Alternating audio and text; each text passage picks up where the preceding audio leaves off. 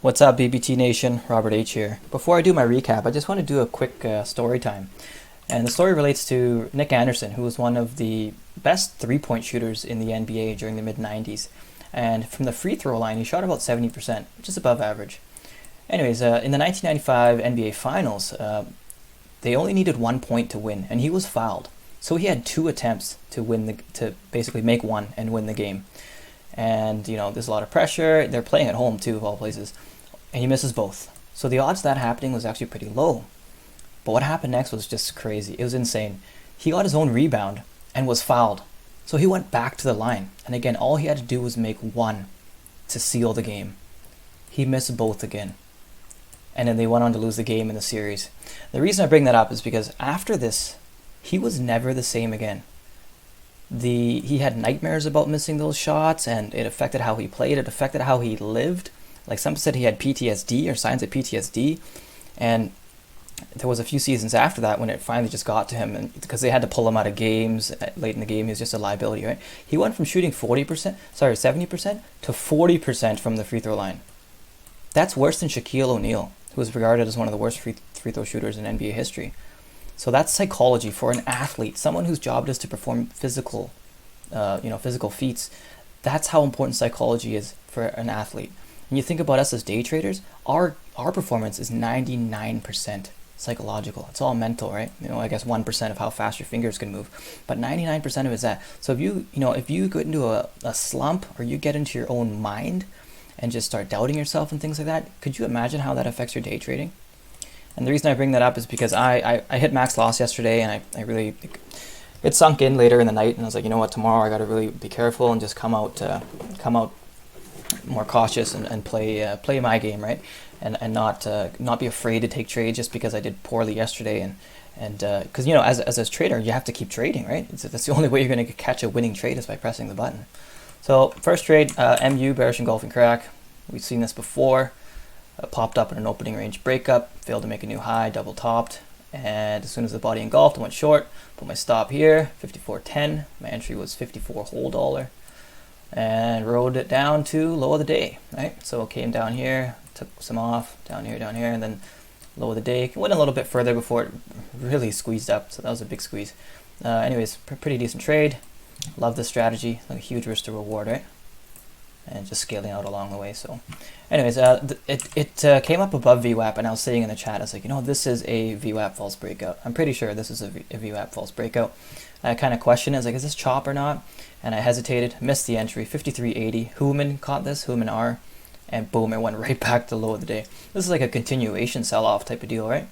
I really regret not taking that, and then that kind of put me out of the game, or I went short on this ABCD looking thing, try to get to previous day close, but it was so extended already. Look where VWAP is, right? It's not going to come up. It has to test it, come back and test it, right? Because these things, they like to revert to the mean at least a few times. So, and then the chop started, and I was out. Anyways, so this is the trade of the day. This is what happened, guys. GDS sold off on some huge news, some sort of fraud or something. Look at this move from 35. Boom, down to 27. That's what, $9 on 35. That's 25% sell off. I missed that. I didn't catch it. I don't like to catch these falling knives. I didn't really trust it for a bottom reversal either, because it didn't really. I called this though. I actually did call this with another member. I said, you know what, this is a pretty big engulfing candle. If it can engulf this whole candle, it might be pretty a good long, right? But I waited it out. So I waited it out, and I was calling it somewhere around here after it showed this strength. I was waiting for it to pop, because I in my mind I thought people might be shorting it at VWAP again because of this weakness. They thought it would probably just do some sort of a bounce and curl back down, right?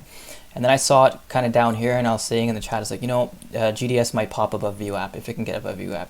I watched that move happen without me, and then it did a little pullback here on the 1 minute chart. It did a pullback. I was like, you know what, I think it's going to punch through. There's going to be a lot of short covering, and it has to retrace somewhat, right? So then I went long at I got a terrible fill. The spread was so wide at some points, and it was so volatile. I got filled at like 30.20 maybe. I pressed the button at 29.75, 29.80ish. So 40-cent slippage.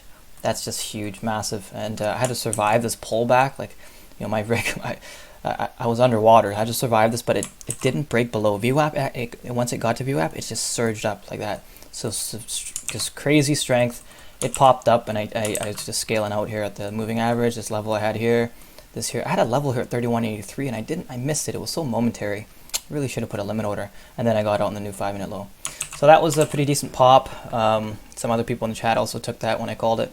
What was amazing was what happened after this. Look what happened here, guys. It sold off after it lost the VWAP. I left the house. I knew this was going to be a short below VWAP too, because it was dead, right? No one was interested in this anymore. The volume was just dead, and we were just going to return back to where it was going to go. But I didn't foresee this. I did not foresee this sell-off all the way down to $18.50. It lost almost half. It was minus 47% or something at one point, which is crazy. So this is another example here, guys. If you went long here and then you refuse to stop out, you're like, oh, it'll come back. Sometimes these things don't come back. This is enough to get a margin call on, right? Depending how much leverage you use. So, perfect example. Stocks can go. It can be illogical for a long time. There's that old adage: the market can stay irrational longer than you can stay solvent. And this is a perfect example. So anyways, I watched it, and then around 3:20, I saw it putting this hammer on the 5-minute chart. And I'll just scroll all the way here. I saw it doing this hammer on the 5-minute chart, but that wasn't enough for me because there's a lot of traps along the way, like all these different traps. You would have just got flushed, right?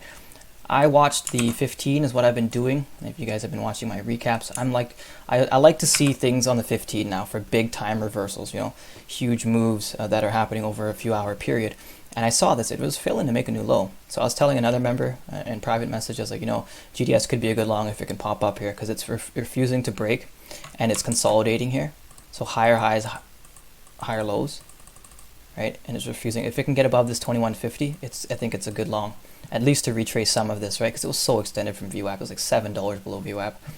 Anyways, I watched it, and I kind of jumped the gun here. I've seen this setup so many times that as soon as I saw this candle open and start popping up like this with strength, I just went long before it made the new high.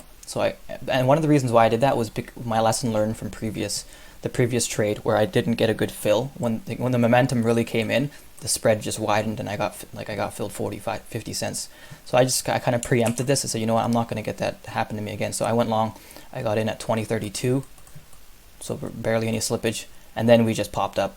So I don't know. I highly don't recommend that you preempt things like I did. You want to wait for confirmation. And everyone else, people in the chat caught this move as well. I think Jonathan, he predicted, he's like, Robert, let me guess you're in the GDS reversal, right? And I was like, you know me too well. And everyone piled in, Jason T, Eamon, everyone. I was joking that, we catch these falling knives as a family. And it was a pretty big pop. This axis is pretty big. It was like $2 pop almost. I took some off here, and let's just zoom in here. So I had a limit order at 95. It hit 95, but I didn't get filled. And then it just tanked, and I got the rest out here when it lost the moving average on the 1-minute chart.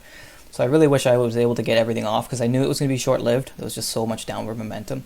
But yeah, I missed it by I don't know, maybe a penny or something. Who knows? So that's my recap. MU GDS. It was a green day. I had some other marginal trades, small winners, small losers. But thanks for watching.